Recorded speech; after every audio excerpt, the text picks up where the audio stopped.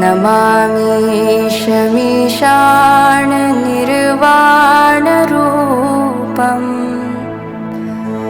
विभुं व्यापकं ब्रह्मवेदस्वरूपम् निजं निर्गुणं निर्विकल्पं निरीहम्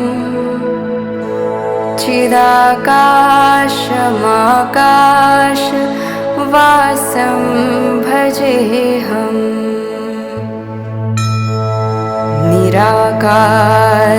निराकारमोङ्कार मूलं तुरीयम्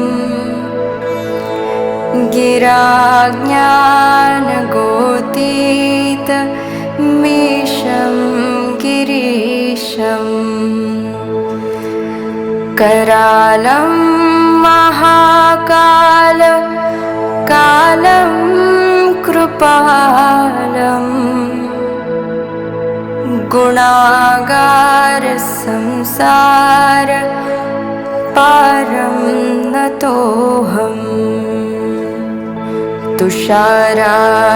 तुषाराद्रिसङ्काश गौरं गभीरम्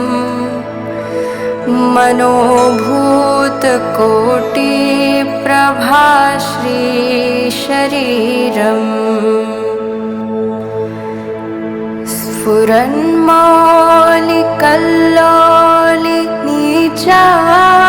स्फुरन्मौलिकल्लोलिनीचारुगङ्गा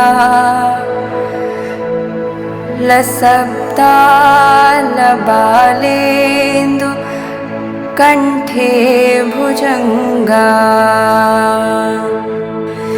चलत्कुण्डलं भ्रूसुनेत्रं विशालं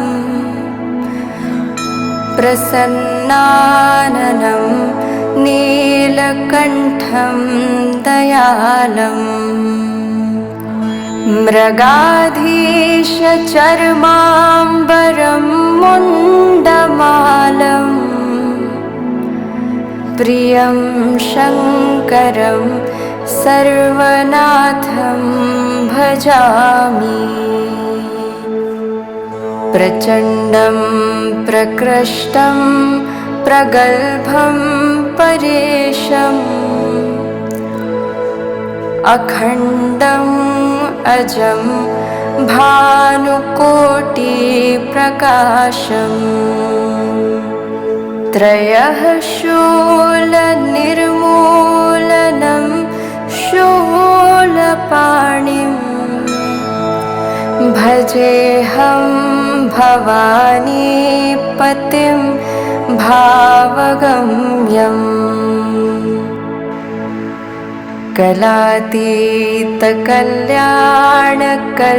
कलातीतकल्याणकल्पान्तकारी सदा सज्जनानन्ददाता पुरारी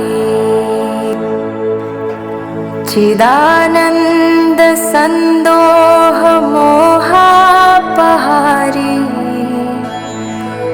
प्रसीद प्रसीद प्रभो मन्मथारी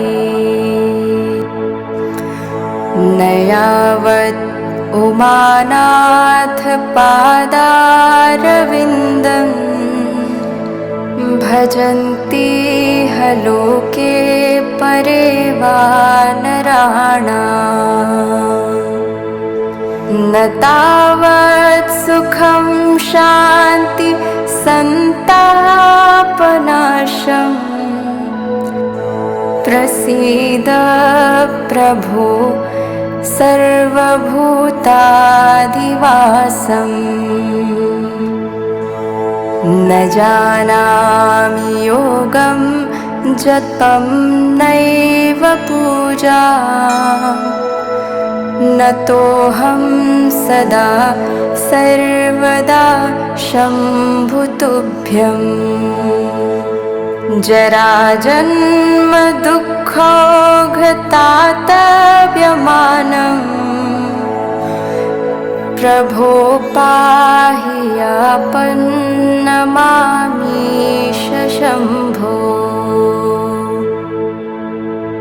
रुद्राष्टकमिदं प्रोक्तं विप्रेण हर्तोषये। ये पठन्ति नरा भक्त्या तेषां शम्भुः प्रसीदति।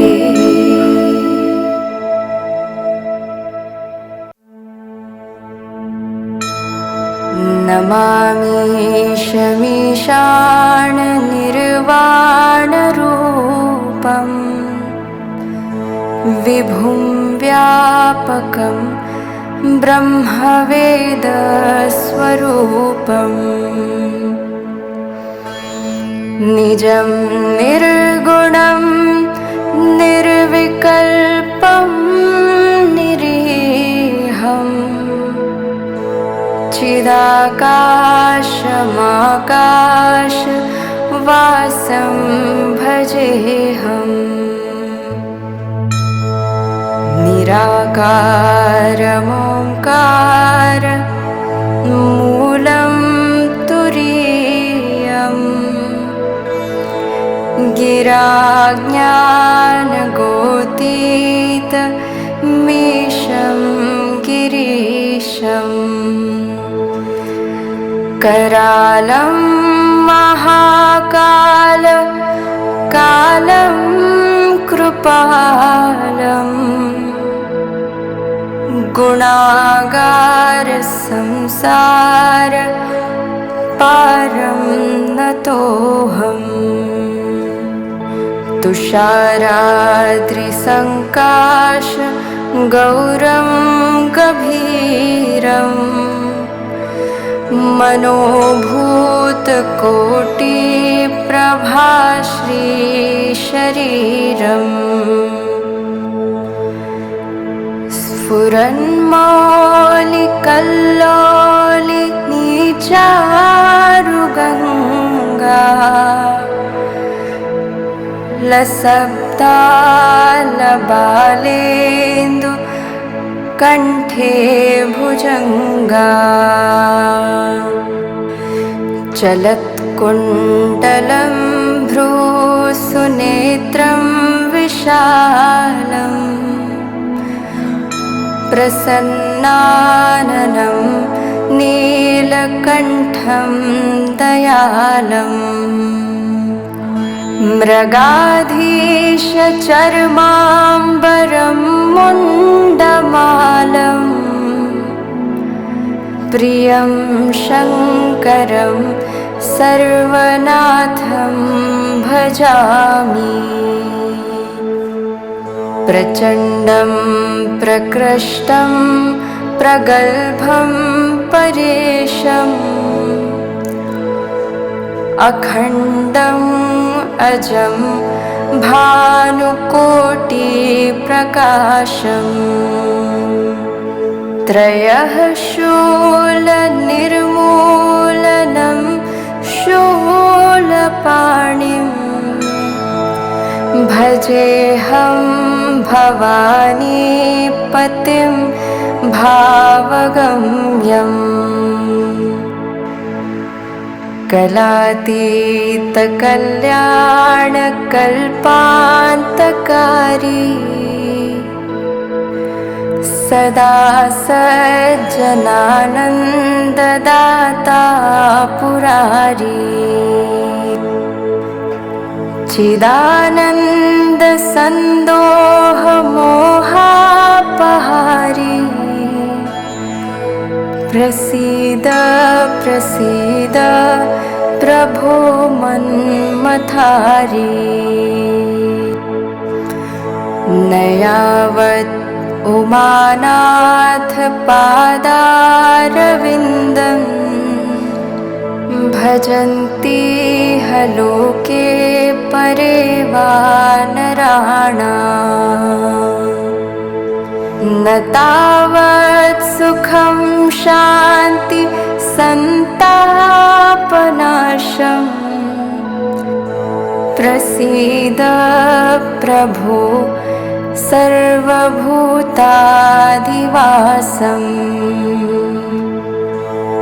न जानामि योगं जपं नैव पूजा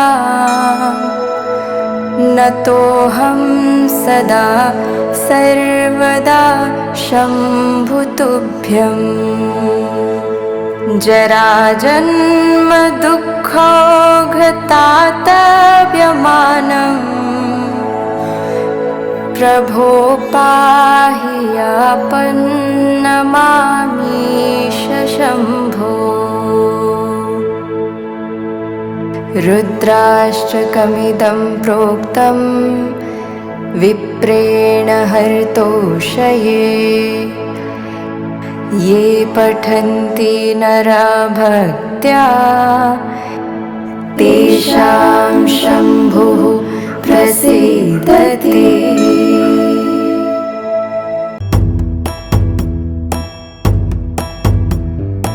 ईश गिरीश नरेश परेश महेश विलेशय भूषण भो साम्ब सदा शिव शम्भो शङ्कर शरणं मे तव चरणयुगम्।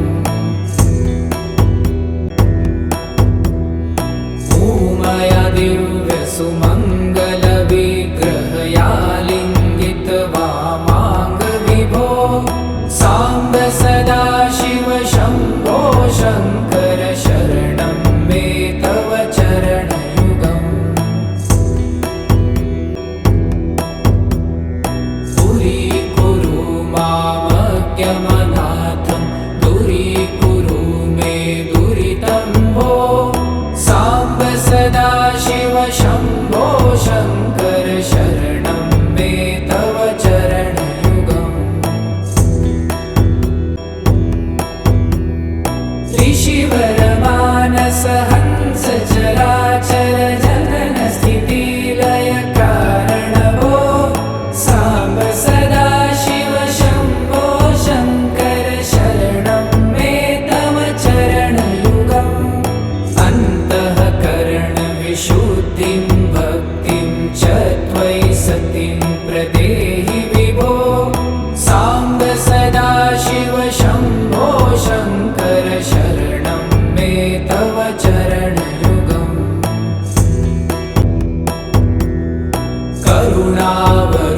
करुणावरुणालयमयि दास उदासस्तवोचितो नहि भो साम्ब सदा शिव शम्भो शङ्कर शरणं मे तव चरणयुगम्। जय कैलास निवास प्रभात गणाधीश भूसुरार्चित भो साम्ब सदा शिव शम्भो शङ्कर शरणं मे तव चरणयुगम्। जुनतक झङ्किणु जुनतक कीटतक शब्दैर्नटसि महानट भो साम्ब सदा शिव शम्भो शङ्कर शरणं मे तव चरणयुगम्।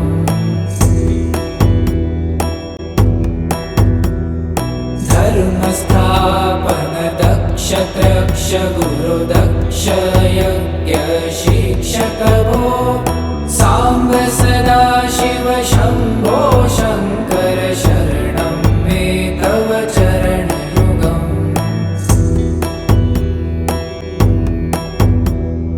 बलमारोग्यं चायुस्त्वगुणरुचितं चिरं प्रदेहि विभो साम्ब सदा शिव शम्भो शङ्कर शरणं मे तव चरणयुगम्। शर्वदेव सर्वोत्तम सर्वद दुर्वूत गर्वहरण विभो साम्ब सदा शिव शम्भो शङ्कर शरणं मे तव चरणयुगम्। भगवन् भर्ग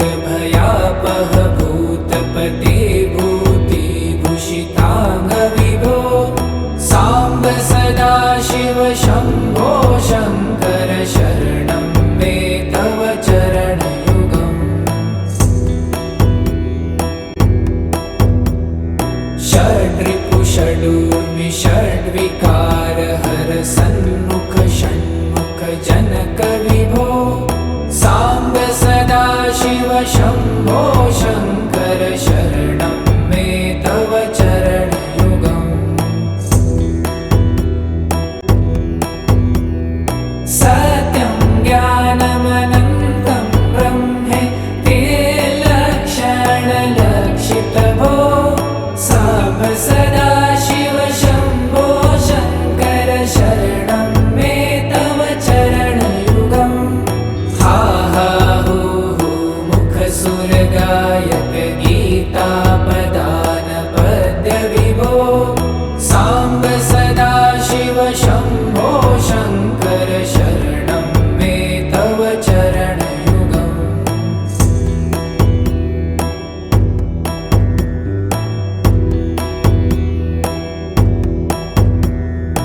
ईश गिरीश नरेश परेश महेश विलेशय भूषण भो साम्ब सदा शिव शम्भो शङ्कर शरणं मे तव चरणयुगम्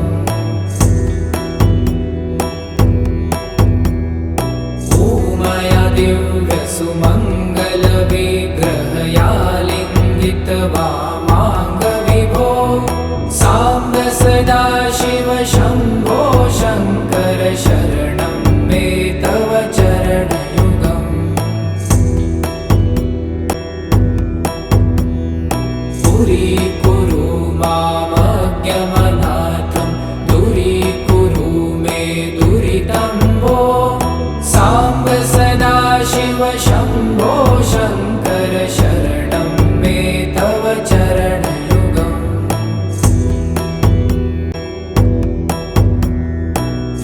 ऋषिवरमानस हंस चराचर जनन स्थिति लय कारण भो साम्ब सदा शिव शम्भो शङ्कर शरणं मे तव चरणयुगम् अन्तःकरण विशुद्धिं भक्तिं च त्वयि सतिं प्रदेहि विभो साम्ब सदा शिव शम्भो शङ्कर शरणं मे तव चरणयुगम्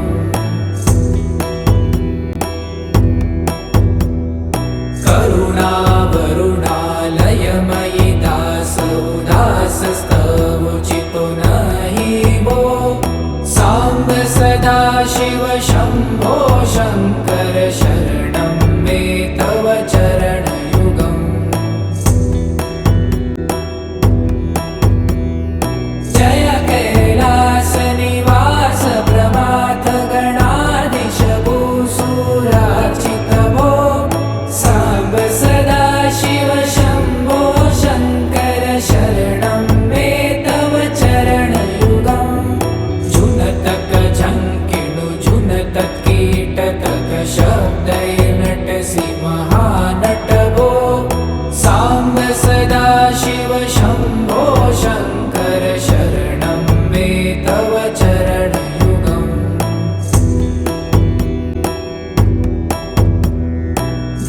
धर्मस्थापन दक्ष त्रक्ष गुरुदक्ष यज्ञ शिक्षक भो साम्ब सदा शिव शम्भो शङ्कर शरणं मे तव चरणयुगम्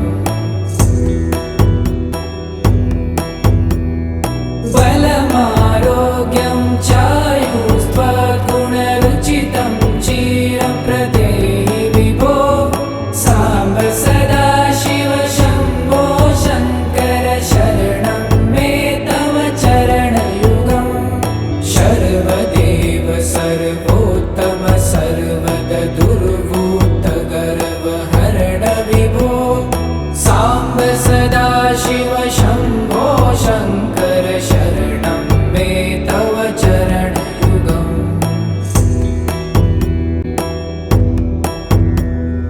भगवन् भर्ग भयापह भूतपते भूतिभूषिताङ्ग विभो साम्ब सदा शिव शम्भो शङ्कर शरणं मे तव चरणयुगम्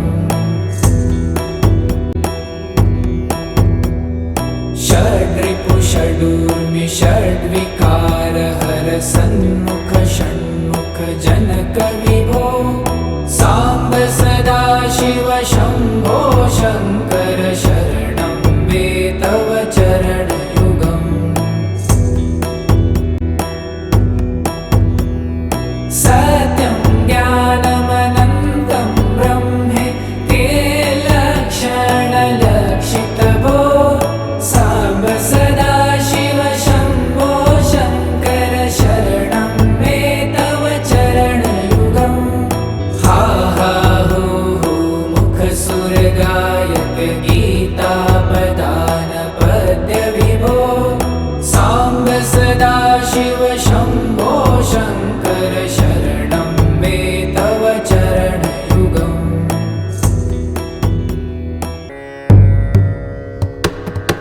नमामि शमीशान निर्वाणरूपम् विभुं व्यापकं ब्रह्मवेदस्वरूपम्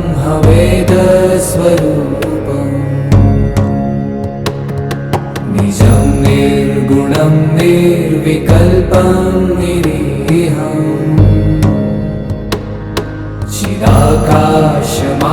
चिदाकाशमाकाशवासं भजेऽहम्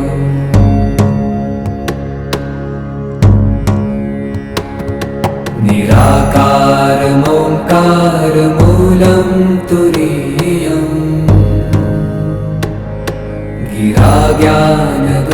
गिराज्ञानगोतीतमीशं गिरीशम् करालं महाकालकालं कृपालुम् गुणागार संसारपारं नतोऽहम्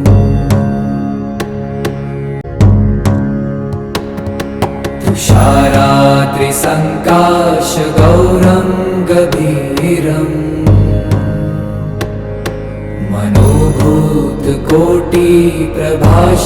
मनोभूतकोटिप्रभाश्रीशरीरम् स्फुरन्मौलिकल्लोलिनी चारुगङ्गा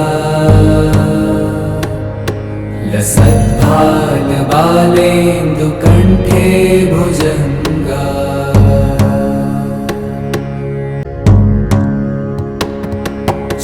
चलत्कुण्डलं भ्रूसुनेत्रं विशालम्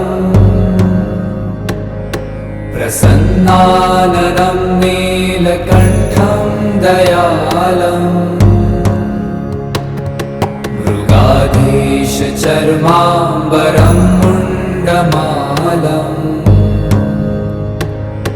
प्रियं शङ्करं सर्वनाथं भजामि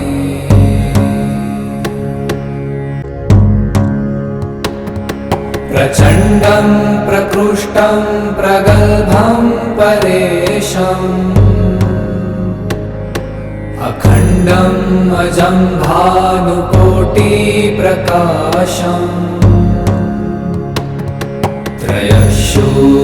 त्रयशूलनिर्मूलनं शूलपाणिम् भजेऽहं भवानीपतिं भावगम्यम्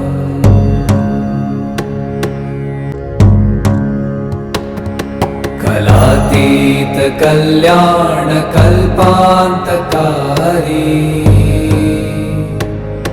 सदा सज्जनानन्ददाता पुरारी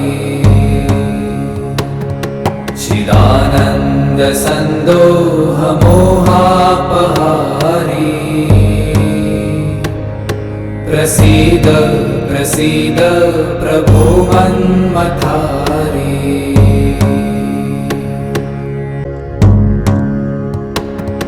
न यावत् उमानाथ पादारविन्दम् भजन्ति ह लोके परे वा नराणाम् न तावत् सुखं शान्ति सन्तापनाशम् प्रसीद प्रभो सर्वभूताधिवासम्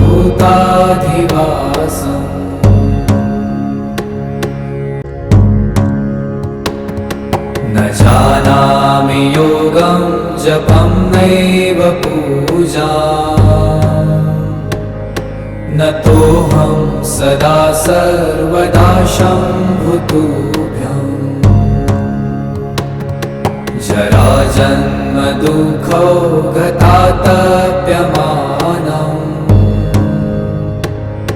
प्रभो पाहि आपन्नमामीश शम्भो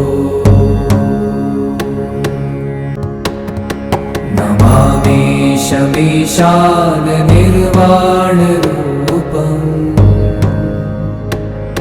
विभुं व्यापकं ब्रह्मवेदस्वरूपम्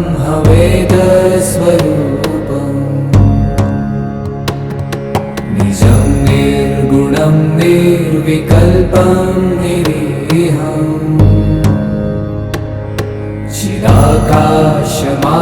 चिदाकाशमाकाशवासं भजेऽहम्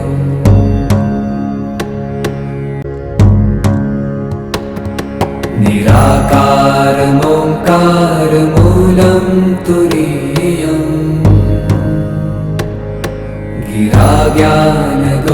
गिराज्ञानगोतीतमीशं गिरीशम् करालं महाकालकालं कृपालुम्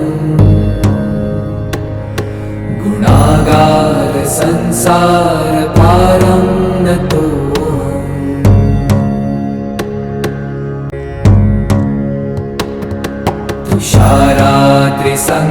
तुषाराद्रिसङ्काशगौरं गभीरम्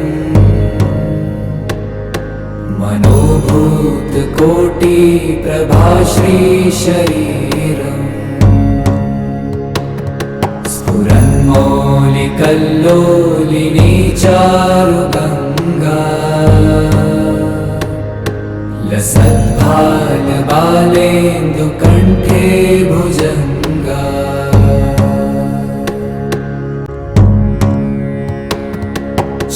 चलत्कुण्डलं भ्रूसुनेत्रं विशालम् प्रसन्नाननं नीलकण्ठं दयालम् मृगाधीशचर्माम्बरं मुण्डमालम्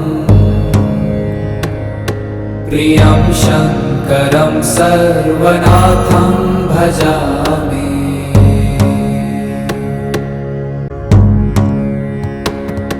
प्रचण्डं प्रकृष्टं प्रगल्भं परेशम्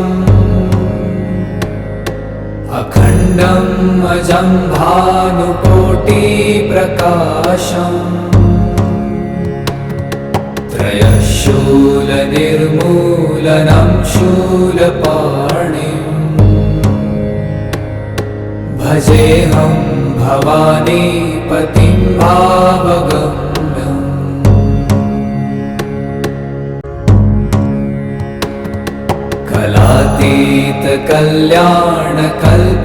कलातीतकल्याणकल्पान्तकारी सदा सज्जनानन्ददाता पुरारी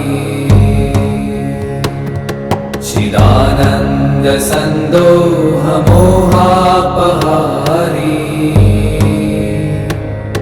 प्रसीद प्रसीद प्रभो मन्मथारी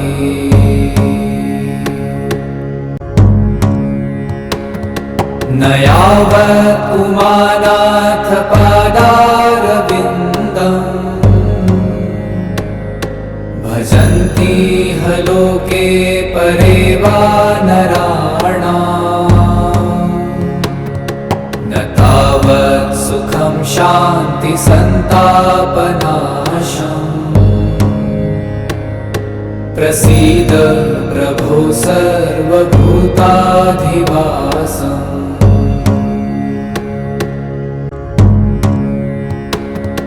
न जानामि योगं जपं नैव पूजा नतोऽहं सदा सर्वदा शम्भुतुभ्यं जराजन्म दुःखो गतातप्यमानम् प्रभो पाहि आपन्नमामीश शम्भो। नमामीशमीशाननिर्वाणरूपम् विभुं व्यापकं ब्रह्मवेदस्वरूपम् निजं निर्गुणं निर्विकल्पं निरीहम्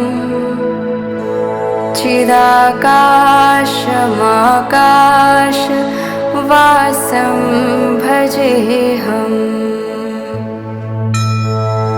निराकारमोङ्कार मूलं तुरीयम् गिराज्ञानगोतीत मीशं गिरीशम् करालं महाकाल कालं कृपालम् गुणागार संसार पारं नतोऽहम् तुषाराद्रिसङ्काश गौरं गभीरम् मनोभूतकोटिप्रभाश्रीशरीरम् स्फुरन्मौलिकल्लोलिनीचारुगङ्गा लसब्दालबालेन्दु कण्ठे भुजङ्गा चलत्कुण्डलं भ्रूसुनेत्रं विशालम् प्रसन्नाननं नीलकण्ठं दयालम् मृगाधीशचर्माम्बरं मुण्डमालम् प्रियं शङ्करं सर्वनाथं भजामि प्रचण्डं प्रकृष्टं प्रगल्भं परेशम् अखण्डम् अजं भानुकोटिप्रकाशम् त्रयः शूलनिर्मूलनं शूलपाणिम् भजेऽहं भवानीपतिं भावगम्यम्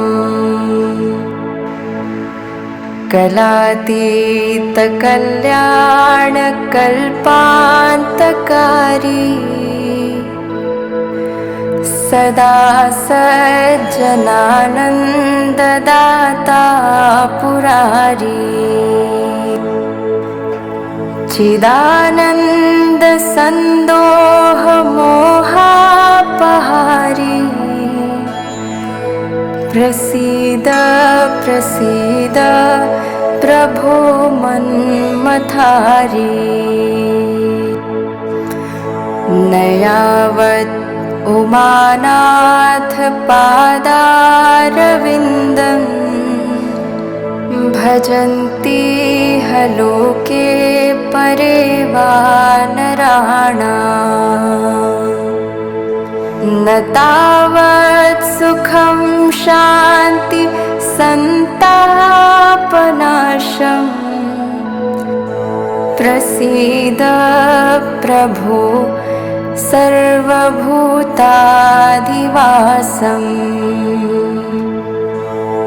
न जानामि योगं जपं नैव पूजा नतोऽहं सदा सर्वदा शम्भुतुभ्यम् जराजन्म दुःखोऽघता प्रभो पाहि आपन्नमामीश शम्भो। रुद्राष्टकमिदं प्रोक्तं विप्रेण हर्तोषये। ये पठन्ति नरा भक्त्या तेषां शम्भुः प्रसीदति।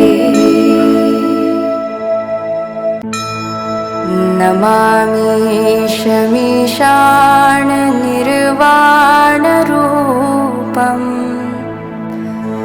विभुं व्यापकं ब्रह्मवेदस्वरूपम्।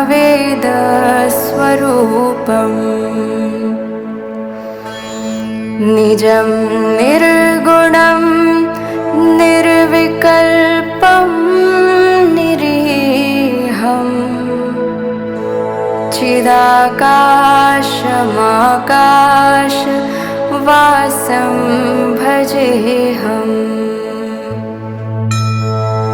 निराकारमोङ्कार मूलं तुरीयम्। गिराज्ञानगोतीतमीशं गिरीशम्। करालं महाकाल कालं कृपालम्। गुणागार संसार पारं नतोऽहम्। तुषाराद्रिसङ्काश गौरं गभीरम्। मनोभूतकोटिप्रभाश्रीशरीरम्। स्फुरन्मौलिकल्लोलिनीचारुगङ्गा लसब्दालबालेन्दु कण्ठे भुजङ्गा। चलत्कुण्डलं भ्रूसुनेत्रं विशालम्। प्रसन्नाननं नीलकण्ठं दयालम्। मृगाधीशचर्माम्बरं मुण्डमालं। प्रियं शङ्करं सर्वनाथं भजामि। प्रचण्डं प्रकृष्टं प्रगल्भं परेशम्।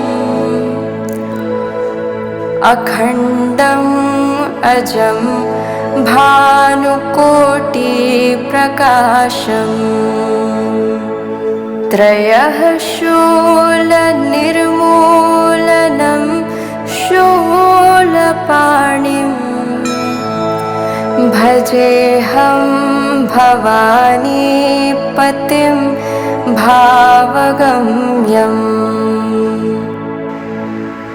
कलातीतकल्याणकल्पान्तकारी सदा सज्जनानन्ददाता पुरारी। चिदानन्दसन्दोहमोहापहारी प्रसीद प्रसीद प्रभो मन्मथारी। न यावत् उमानाथ पादारविन्दं भजन्ति लोके परे वा नराणाम्। न तावत् सुखं शान्ति सन्तापनाशम् प्रसीद प्रभो सर्वभूताधिवासम्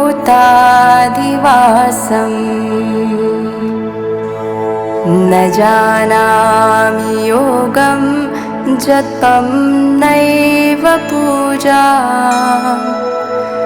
नतोऽहं सदा सर्वदा शम्भुतुभ्यं जराजन्म दुःखोऽघतातव्यमानं प्रभो पाहि आपन्नमामीश शम्भो। रुद्राष्टकमिदं प्रोक्तं विप्रेण हर्तोषये ये पठन्ति नरा भक्त्या तेषां शम्भुः प्रसीदति।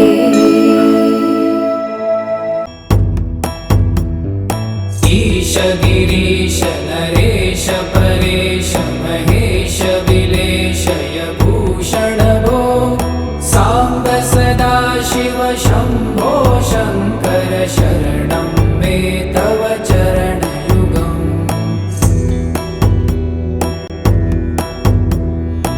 उमया दिव्य सुमङ्गल विग्रहया लिङ्गित वामाङ्ग विभो साम्ब सदा शिव शम्भो शङ्कर शरणं मे तव चरणयुगम्। दूरीकुरु मामज्ञमनाथं दूरीकुरु मे दुरितं भो साम्ब सदा शिव शम्भो शङ्कर शरणं मे तव चरणयुगम्।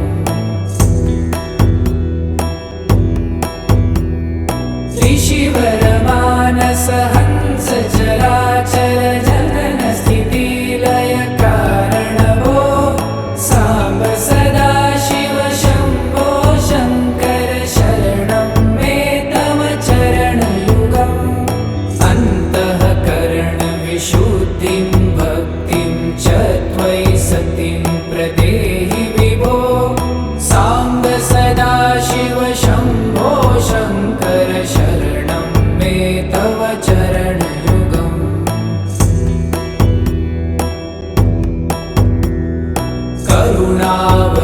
करुणावरुणालयमयि दास उदासस्तवोचितो नहि भो साम्ब सदा शिव शम्भो शङ्कर शरणं मे तव चरणयुगम्।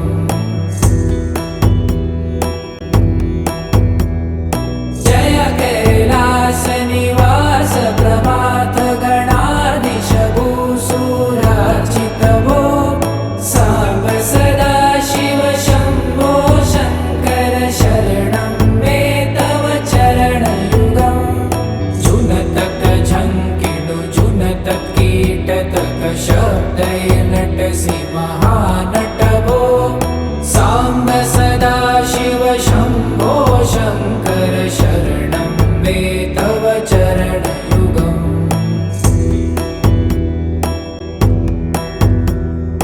धर्मस्थापन दक्ष त्रक्ष गुरुदक्ष यज्ञ शिक्षक भो साम्ब सदा शिव शम्भो शङ्कर शरणं मे तव चरणयुगम्।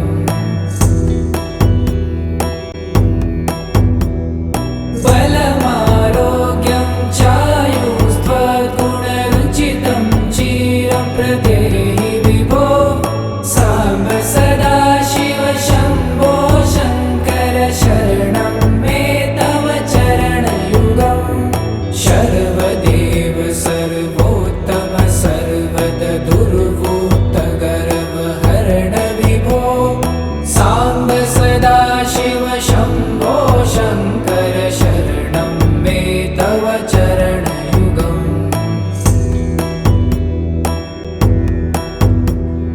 भगवन् भर्ग भयापह भूतपते भूतिभूषिताङ्ग विभो साम्ब सदा शिव शम्भो शङ्कर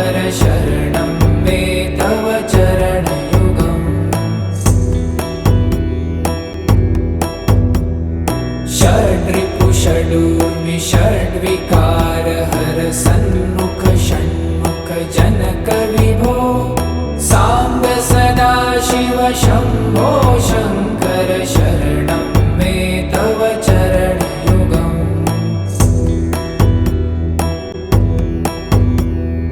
सत्यं ज्ञानमनन्तं ब्रह्मे ते लक्षणलक्षितभो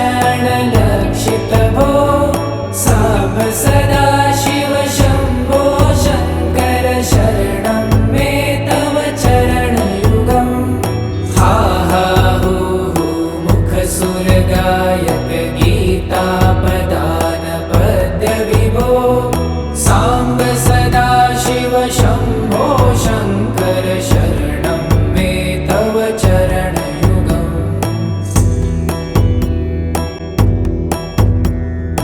ईश गिरीश नरेश परेश महेश विलेशय भूषण भो साम्ब सदा शिव शम्भो शङ्कर शरणं मे तव चरणयुगम्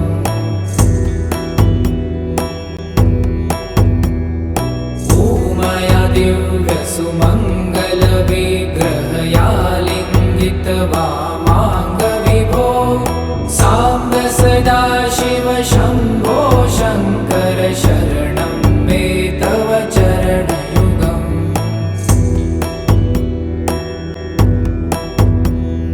दूरीकुरु मामज्ञमनाथं दूरीकुरु मे दुरितं भो साम्ब सदा शिव शम्भो शङ्कर शरणं मे तव चरणयुगम्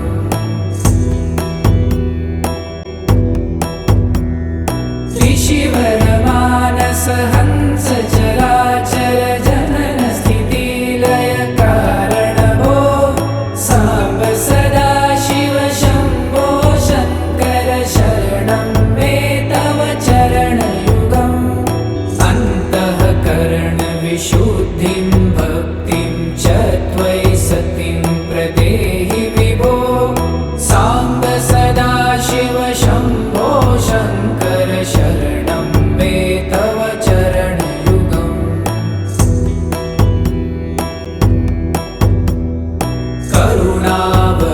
करुणावरुणालयमयि दासौदासस्तवोचितो नहि भो साम्ब सदा शिव शम्भो शङ्कर शरणं मे तव चरणयुगम्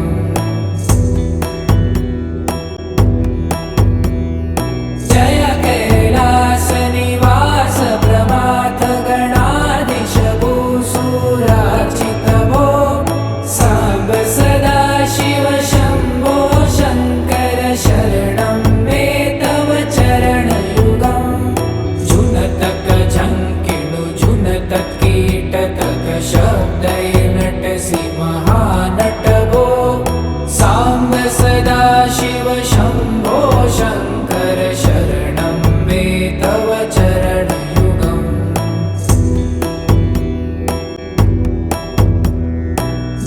धर्मस्थापन दक्ष त्रक्ष गुरुदक्ष यज्ञ शिक्षक भो साम्ब सदा शिव शम्भो शङ्कर शरणं मे तव चरणयुगम्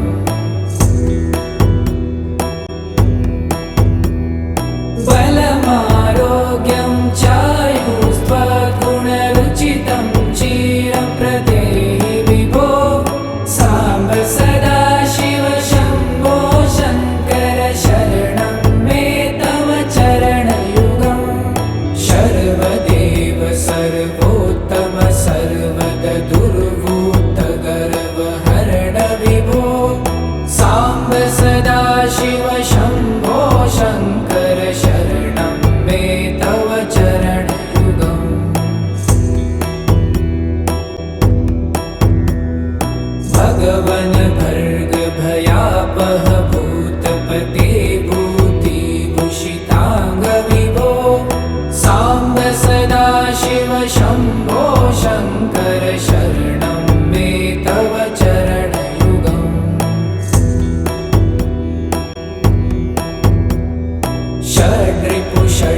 कर्मि षड्विकार हर सन्मुख षण्मुख जनक विभो साम्ब सदा शिव शम्भो शङ्कर शरणं मे तव चरणयुगम्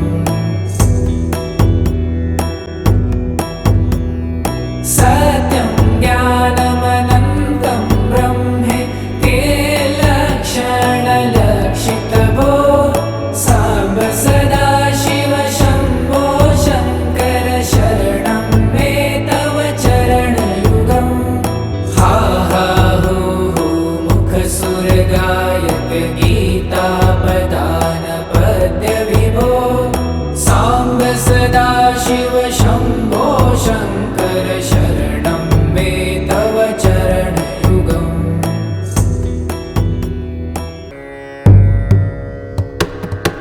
नमामि शमीशान निर्वाणरूपम् विभुं व्यापकं ब्रह्मवेदस्वरूपम्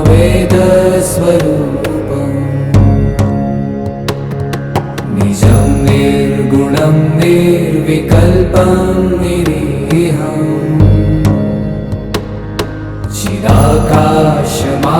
चिदाकाशमाकाशवासं भजेऽहम्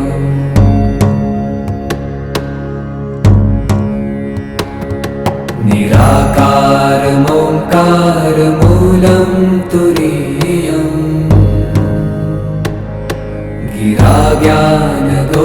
गिराज्ञानगोतीतमीशं गिरीशम् करालं महाकालकालं कृपालुम् गुणागार संसारपारं नतोऽहम्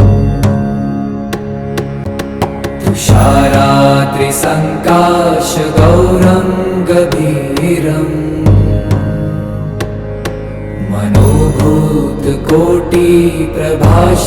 मनोभूतकोटिप्रभाश्रीशरीरम्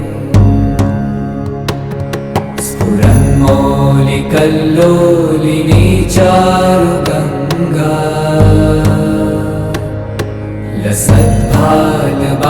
लसद्भालबालेन्दुकण्ठे भुजङ्गा चलत्कुण्डलं भ्रूसुनेत्रं विशालम् प्रसन्नाननं नीलकण्ठं दयालम् मृगाधीशचर्माम्बरं मुण्डमालम् प्रियं शङ्करं सर्वनाथं भजामि प्रचण्डं प्रकृष्टं प्रगल्भं परेशम् अखण्डम् अजं भानुकोटिप्रकाशम्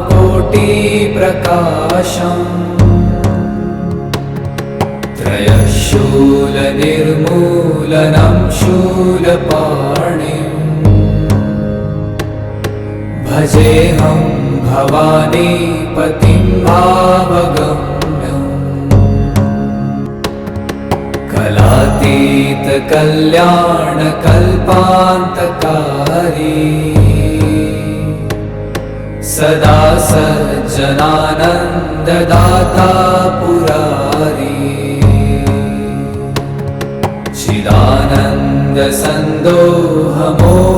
चिदानन्दसन्दोहमोहापहारी प्रसीद प्रसीद प्रभो मन्मथारी न यावत् उमानाथ पादारविन्दम् भजन्ति ह लोके परे वा नराणाम्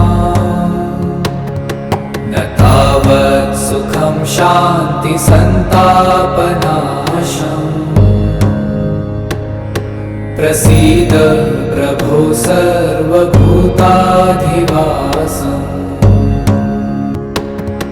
न जानामि योगं जपं नैव पूजा न तोऽहं सदा सर्वदा शम्भुतुभ्यं जराजन्म दुःखो गतातप्यमानम् प्रभो पाहि आपन्नमामीश शम्भो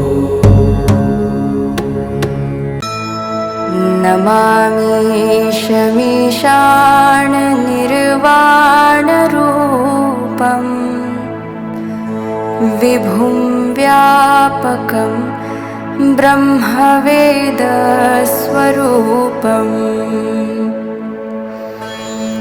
निजं निर्गुणं निर्विकल्पं निरीहम् चिदाकाशमाकाशवासं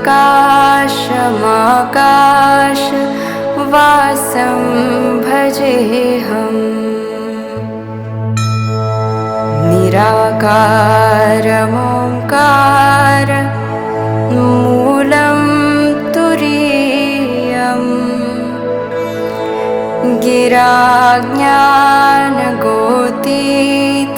गिराज्ञानगोतीतमीशं गिरीशम् करालं महाकाल कालं कृपालम् गुणागार संसार पारं नतोऽहम् तुषाराद्रिसङ्काश गौरं गभीरम् मनोभूतकोटिप्रभाश्रीशरीरम्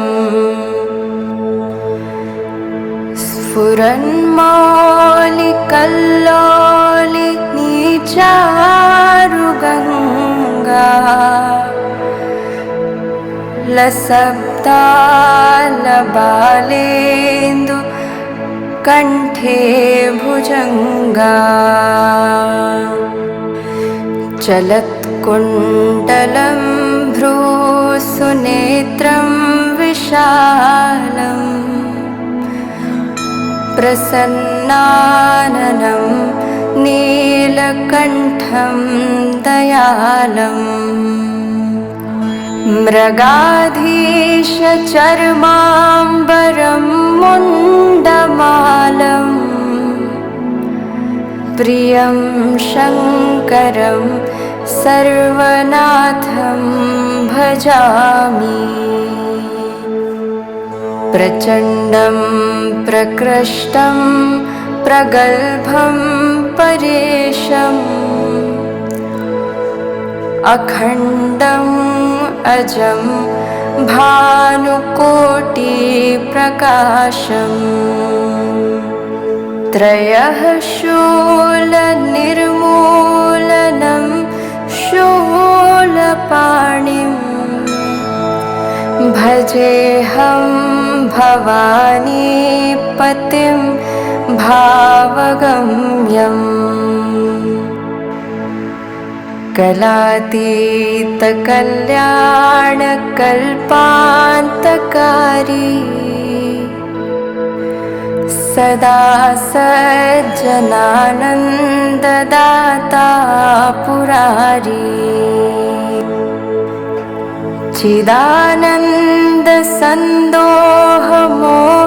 चिदानन्दसन्दोहमोहापहारी प्रसीद प्रसीद प्रभो मन्मथारी न यावत् उमानाथ पादारविन्दम् भजन्ति लोके परे वा नराणाम् न तावत् सुखं शान्ति सन्तापनाशम् प्रसीद प्रभो सर्वभूताधिवासम्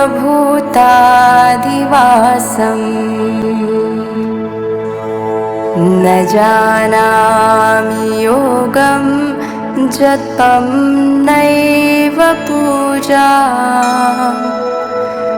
नतोऽहं सदा सर्वदा शम्भुतुभ्यम् जराजन्म दुःखोऽघतातव्यमानम् प्रभो पाहि यापन्नमामीश शम्भो।